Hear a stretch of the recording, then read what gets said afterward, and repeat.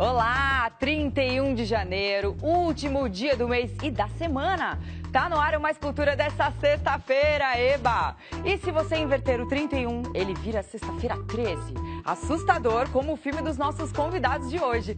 Além deles, tem a terceira parte da matéria Festa de Rei e o documentário Blackfish. Garanta aí o seu lugar no sofá, porque começou.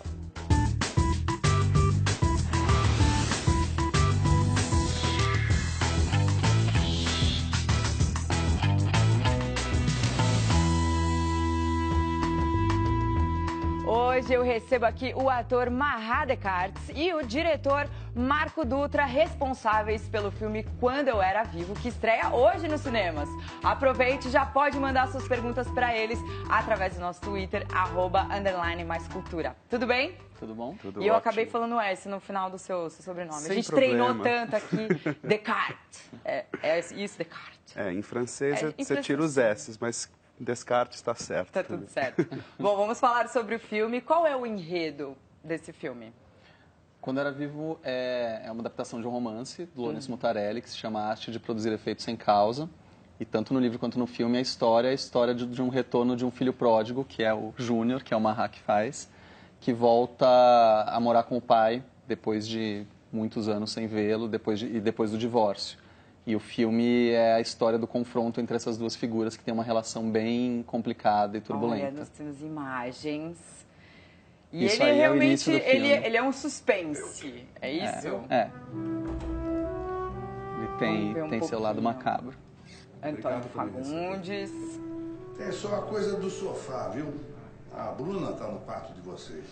Agora, o filme foi gravado no centro de São Paulo, né? A locação, de alguma maneira, né? Ela acabou virando um personagem também.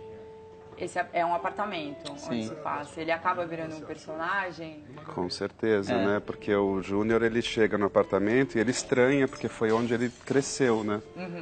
E de repente ele vê tudo transformado, porque o pai decidiu enterrar o passado mesmo e dar a volta por cima, assim, virar a mesa. O que o Júnior faz no apartamento é uma espécie de trabalho de arqueólogo, a gente falava. Ele começa a cavar o apartamento para tentar achar ali os resquícios da mãe dele que já morreu. Então você vai ele desenterrando esse passado. E o que vai acontecendo é justamente que, conforme ele vai ficando mais e mais obcecado por essa história, o apartamento vai refletindo essa obsessão. Então o apartamento, sim, é uma extensão do personagem do Júnior. Vai ganhando vida. Exatamente. Ele não sei se ele é um personagem autônomo, mas ele é um personagem gêmeo siamês do personagem do Júnior. Demais. E a cidade? Porque, né, foi gravada em São Paulo. A cidade também acaba fazendo parte do filme. Como é a relação da cidade com Quando Eu Era Vivo? O filme é muito confinado, né? Assim, ele é um filme de apartamento, mas eu tenho muita sensação, não sei se Mahat também sente isso, de que é um filme muito paulistano. Sim. Que tem uma tensão ali no centro já. Inclusive, Já existe essa tensão. Inclusive nessa sensação de claustrofobia, assim, o Mahat chega ali pela São Luís, né? São Luís, né? Pela São Luís, que é onde a gente filmou num prédio que chama Edifício Louvre, que é bem... É demais. É lindo, é um prédio um dos mais imponentes e bonitos do centro de São Paulo. E é um apartamento real. É um apartamento lá, de verdade, filmamos lá, uma locação foi muito difícil de conseguir, mas quando a gente conseguiu, a gente ficou muito excitado. Você bateu de porta em porta. Oi, tudo bem? Posso gravar um filme na sua casa? Muito bem. São Paulo, mesmo lugar onde foi filmado o Quando Eu Era Vivo, também é palco do grupo Festa de Rei. Hoje tem a última matéria da nossa série sobre esse pessoal que deixa a molecada maluca só com brincadeiras tradicionais. Olha aí. Bem-vindo à última parte da nossa série de matérias com o grupo Festa de Rei, que promove brincadeiras antigas, tradicionais e analógicas com a criançada. Nessa última parte, a gente vai conhecer a paçoca no pilão e tem também uma oficina de circo. Vamos lá! A oficina de circo, ela contém vários brinquedos. Então a gente trouxe as pernas de pau, o chinelão, o prato, que é uma coisa que as crianças olham para aquilo, como é que aquilo roda? O adulto pensa isso. Olha, eu quero sair daqui hoje, sei lá, andando ali de perna de pau. Eu tenho certeza absoluta que se você não andar, eu faço com que você ande. Aqui é assim.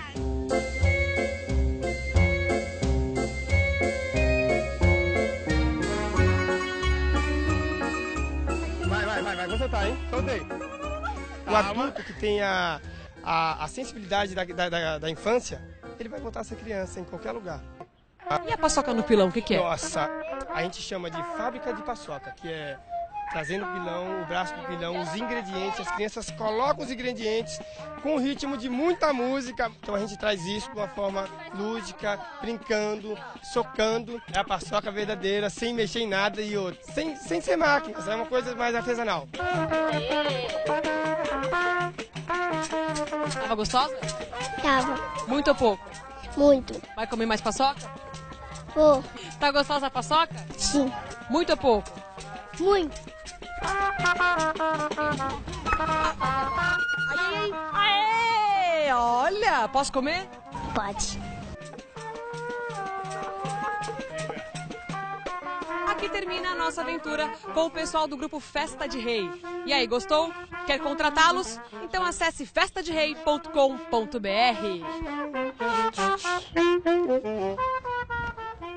Legal isso, né? Muito legal. Bem muito bacana. bom. A gente fez 3 matérias, de tão bacana que foi. A gente acabou fazendo uma sériezinha e dá pra contratar pra evento, pra festa. Quem tiver legal. filho aí, aproveita. Pô, se eu soubesse, tinha levado minhas filhas lá. Eles estavam na Praça da Sabesp, É, né? próxima gravação a gente avisa, então. É. Quem sabe rola. Bom, Marra, vamos falar sobre o seu personagem, como foi fazê-lo. Você já está acostumado a fazer personagens complexos, né? Mas eu quero saber qual foi, ou se teve, né, alguma dificuldade em fazer o Júnior. Eu acho que o Júnior foi o mais complexo dos que eu já fiz. É? É, porque ele tem um processo de loucura que se desenvolve mesmo, né, ao longo do filme. Ele vai ficando obcecado? Vai ficando completamente obsessivo com a coisa de desvendar um mistério do passado que envolve a morte da mãe, que envolve o irmão que não está mais presente no apartamento. E que envolve a distância dele com o pai, né? Por que, que essa relação é tão... Oi, sou eu.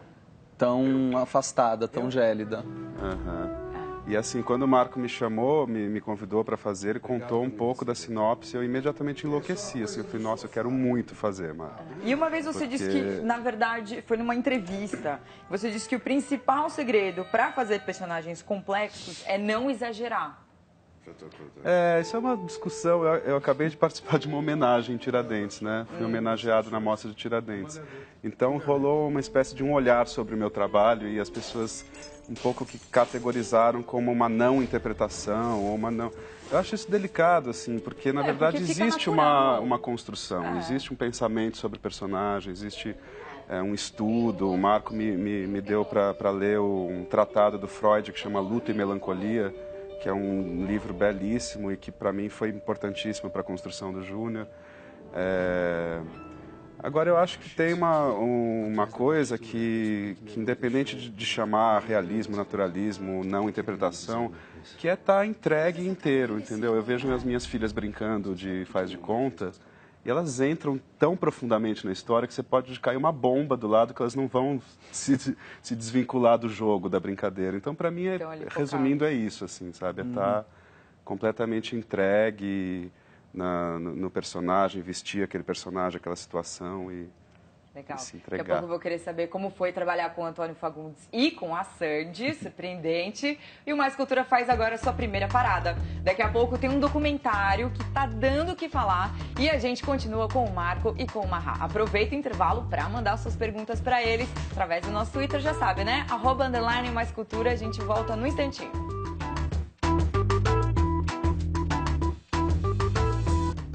Estamos de volta com o Marco Dutra e o Marra Descartes, respectivamente diretor e ator do filme Quando Eu Era Vivo, que estreia hoje nos cinemas. E além do Marra, tem também Antônio Fagundes e Sandy. Como foi trabalhar com eles? Quer começar? Não, Quem foi formidável, assim. Esse elenco teve ele foi formado aos poucos, assim. Foi ao longo de mais ou menos um ano entre o fim da escrita do roteiro, que eu escrevi com a Gabriela Amaral Almeida, que foi uma parceria incrível, assim. Acho que foi por isso que eu consegui todas essas pessoas. Foi por conta de um roteiro sólido que a gente tinha conseguido elaborar a partir do livro. Senão também não atrai, né? Senão a gente não conseguiria. Eu acho que esse roteiro foi para mim o imã que conseguiu juntar essas pessoas todas tão legais com quem a gente trabalhou nesse filme. E o Antônio Fagundes, ele conhecia o livro e a obra do Mutarelli. E ele gostava muito desse personagem sênior. Essa informação a gente já sabia. Então a gente batalhou muito para ter ele no filme, porque a gente tinha muita vontade, todo mundo, de que ele fosse esse pai. E a Sandy foi uma ideia mais... Como veio a ser? Mais fora da convenção, assim, porque a Bruna é uma personagem que canta, ela é uma estudante de música, e ela não é da família, ela é uma inquilina no apartamento. Então ela tem uma coisa de forasteira lá e de... Ela aluga um quarto. Um quarto, ela aluga o quarto que era do Júnior quando ele era criança. Coitada. Então, Coitada, tá no meio disso. pois é, então ela começa a observar aquela situação e ela começa a se envolver. E o envolvimento dela é, enfim, é muito importante pro filme. Vocês vão ver o filme, vocês vão entender qual é a função dela nessa casa. E foi uma aposta, assim, eu tinha uma relação com a Sandy de infância, eu ouvia as músicas dela. Então, exatamente isso. O Túlio Jonatas aqui perguntou o que motivou o Marco a convidar a Sandy para esse papel.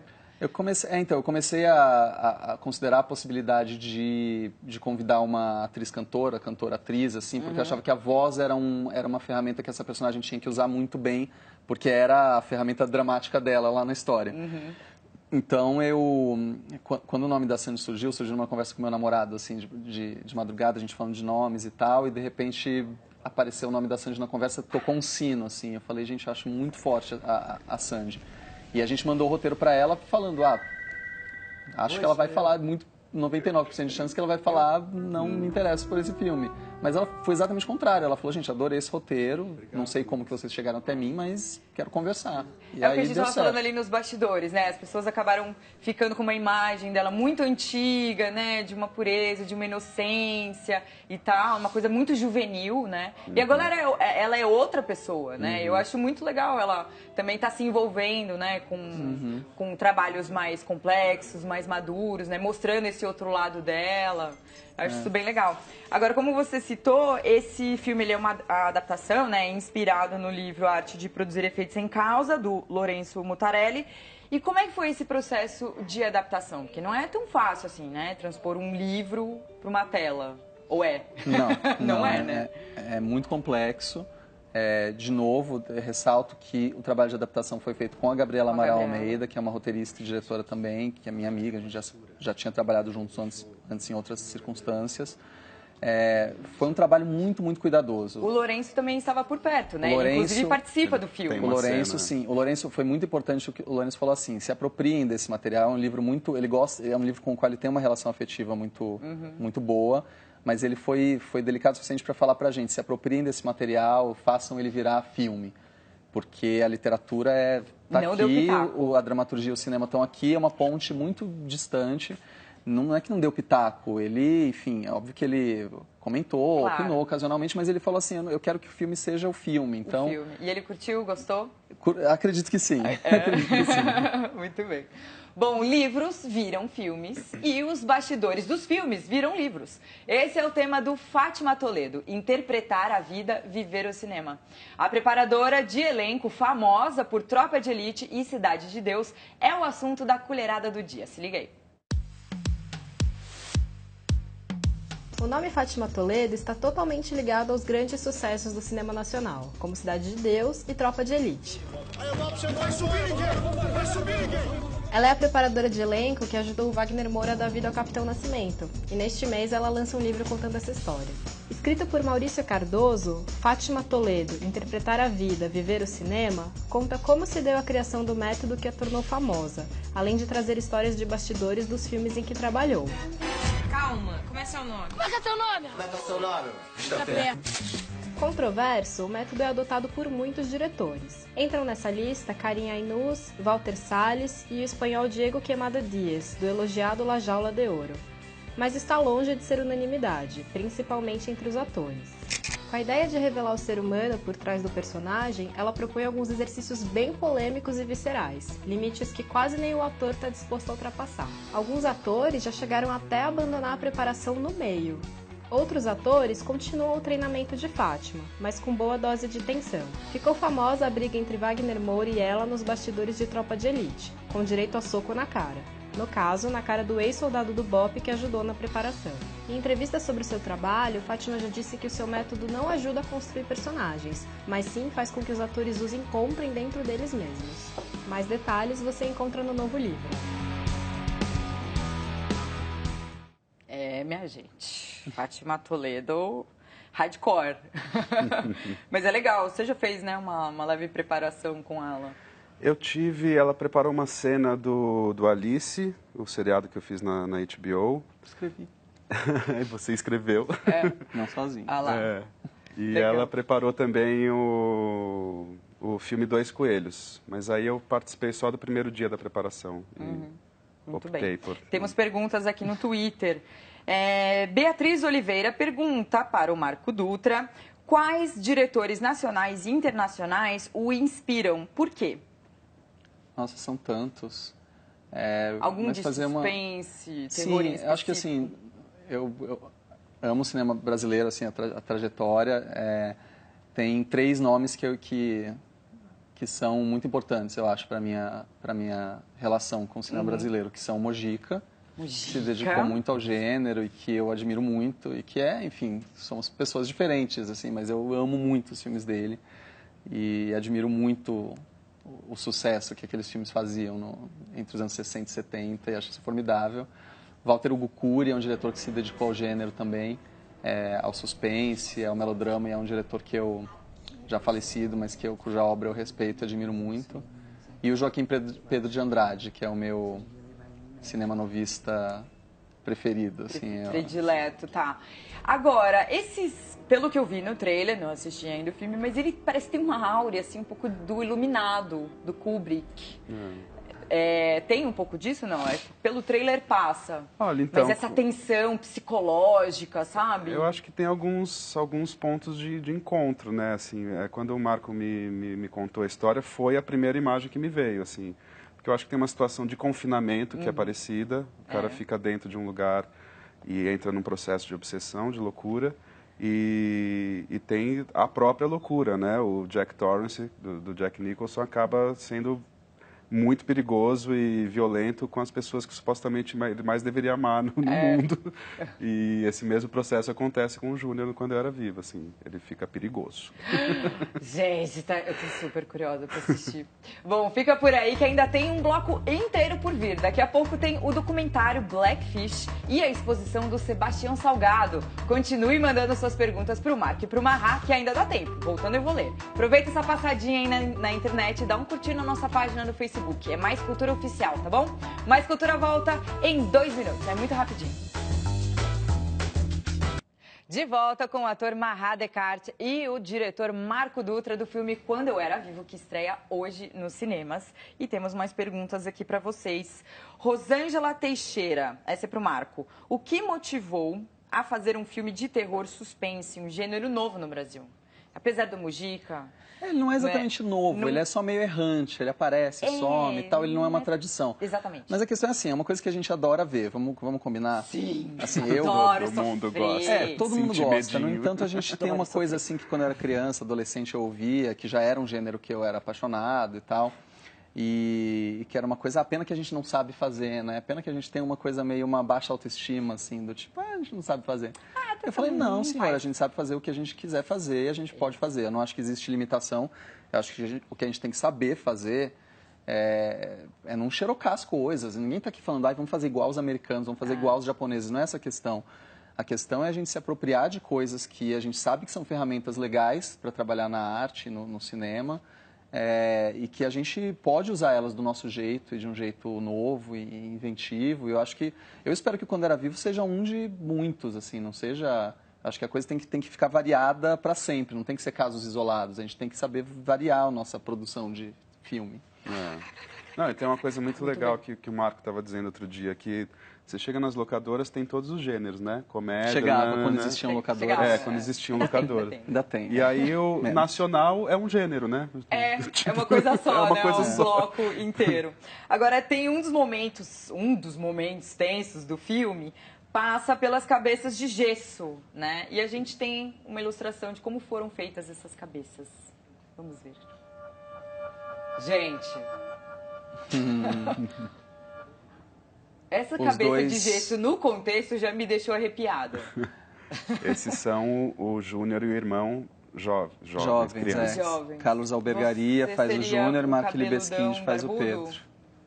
Esse seria o Pedro. Não, a gente tem aí a equipe de efeitos. Tô achando que já é uma coisa do filme. Não, excelente equipe de efeitos, os atores crianças, porque...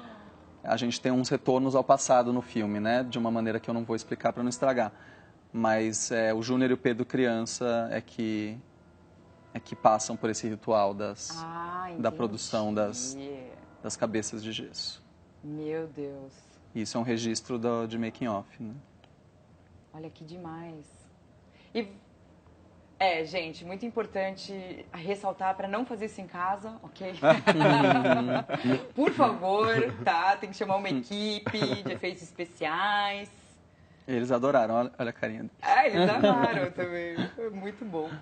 E um documentário de dar medo mesmo é o que eu te mostro agora. Mas diferentemente do filme do Marco e do Maha, ele é baseado numa história real. Eu tô falando do Blackfish, olha isso. Blackfish, Fúria Animal, é um documentário feito pela cineasta Gabriela Cowperthwaite sobre o perigo de se criar baleias orcas em cativeiro. O filme se baseia na história da orca Tilikum, que matou 3 pessoas, entre elas a sua treinadora.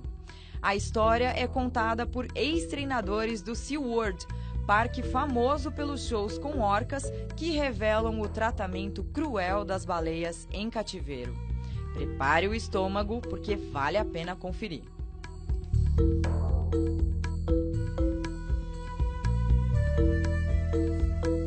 Ai, gente, não dá nem pra culpar a baleia. Não. Não dá, né? Pra culpar. Trágico. Mas é importante ver, né? Querendo ou não, não é só o SeaWorld, né? Todo o parque, os treinadores que têm culpa nisso, né? Agora que a gente sabe, o público também tem que começar a tomar providências, boicota ali e acabou, né? É interessante que as pessoas que, como eu, inclusive, amam parques de diversão, entender um pouco eu já como fui, funciona inclusive, isso. no SeaWorld, imagina, eu era pequena, mas claro que não passa pela cabeça, né? Agora, tem muitas histórias reais, inclusive brasileiras, que não são transpostas para o cinema. Você, por exemplo, você nunca fez um documentário, mas você gostaria de colocar alguma história real nas telonas? Gostaria. Eu acho que a coisa é a forma do documentário, que eu ainda não... Só na faculdade fiz uns exercícios e tal, mas nunca eu sou tão apaixonado pela ficção que eu sempre me grudo na ficção, assim. Mas a ficção, ela é interessada na realidade, né? A ficção, ela não é um delírio completo. Ela é filha é uma leitura da realidade também. Claro. Então, eu gosto dos filmes que tem suspense, tem terror e tal, mas é baseado em histórias reais. Você já ficou, eu achei demais. Podia fazer uma dessa, né? Tem tantos crimes horrendos aí, né, pra se colocar. Eu trabalhei num filme que se chama O Que Se Move, que é um filme muito, muito bonito, tirado de histórias trágicas brasileiras reais, envolvendo crianças. Recomendo um filme. Caetano Gotardo. Do Caetano Gotardo. Muito bonito. Demais, muito bem. Bom, o filme estreia hoje nos cinemas, né? Como é que estão aí? Estão ansiosos? Estamos excitados. Estamos muito. Ele já passou algumas vezes, né, nas pré-estreias, lá na Mostra de Tiradentes. Em quantas cidades diferentes? Quantas? São, se não me engano, 9 capitais. A gente está estreando no país inteiro, em 23 salas. É um lançamento da Vitrine Filmes, muito, muito bom, assim, muito completo. E queremos as cidades nas quais a gente não está chegando agora, a gente quer chegar ainda. Então, a gente quer realmente fazer o filme poder ser visto no país todo. Mas hoje temos uma estreia grande, com 23 salas, e vão lá ver o filme. Convido todo mundo para ver e opinar. Bom, agora o filme está pronto, está prontinho, foi entregue. Quais são os planos agora para 2014 de ambos? Muitos. Muitos. Quais vocês podem contar? Olha, eu quero aproveitar para divulgar o Natal de Harry, que eu tinha falado outra vez que eu vim você aqui. Veio aqui numa escultura. E que vai voltar em cartaz no Sesc Piranga, março e abril. É um monólogo que eu faço, do Steven Berkoff. Bom, aí tem aí namoros com a televisão, mas coisas que eu ainda não tenho certeza, não posso... Não pode falar ainda, tudo bem. E você, Marco? Vai curtir umas vários férias? Projetos, queria descansar um pouquinho. Claro. Não, mas tem muitos projetos legais que estão por vir. Eu tenho um filme já escrito junto com a Juliana Rojas, que é a minha parceira do Trabalhar Cansa, que é meu outro longa. E é um filme que se chama As Boas Maneiras, e a gente está muito excitado para filmar ele logo. E muitos outros projetos, assim, ainda mais embrionários. Um deles é um projeto da RT Features, que é a produtora do Quando Era Vivo, que que é um projeto que o Rodrigo Teixeira, produtor, me convidou para participar, que é inspirado no universo do Drácula. Ó, demais. Esse vai ser bem legal. Então, também já me convidou. Ah, que beleza, o Drácula vai ser ótimo. Bom, muito obrigada pela presença, parabéns, viu, pela escolha do roteiro, por ter feito esse filme muito interessante aqui pro cinema nacional. Parabéns, vocês dois. Obrigada. Obrigado. Bom, Mais Cultura de hoje se despede com uma dica de exposição e logo depois você fica com o JC Debate. Bom final de semana e até segunda-feira. Te espero aqui, hein? 13h. Até lá. Registrar paisagens que resistiram à ocupação humana moderna. Esse é o tema da exposição Gênesis, do fotógrafo Sebastião Salgado, que volta a ser exposta agora no Sesc Santo André. As mais de 200 fotos espalhadas em 5 seções geográficas diferentes levaram 8 anos para serem registradas e estão no livro Gênesis. Para você que não conseguiu ir, sua chance está aqui. A exposição vai até dia 4 de março e fica aberta de terça a sexta.